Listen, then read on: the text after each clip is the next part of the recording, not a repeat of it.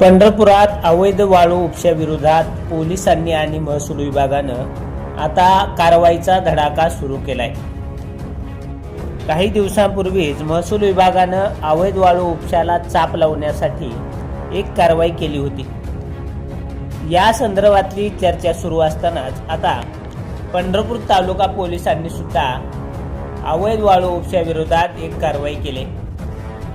65 acre jack well Bhima नदी पात्र येथून विसावा गावातून अवैधरित्या वाळू वाहतूक करणाऱ्या एकूण 6,15,000 रुपये किमतीचा टेम्पो आणि इतर असा एकूण 6,15,000 रुपये किमतीचा मुद्देमाल पोलिसांनी जप्त केलाय।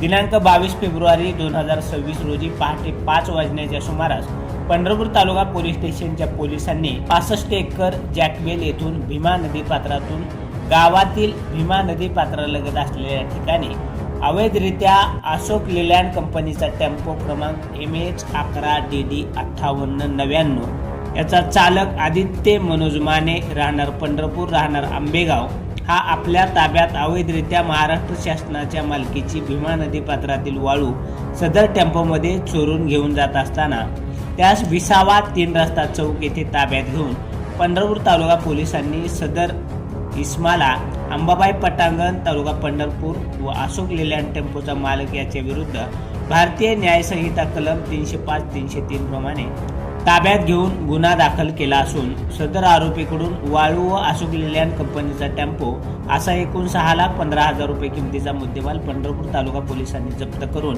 ताब्यात घेतलाय। सदर आरोपी विरुद्ध गुन्हा दाखल करण्यात आलाय।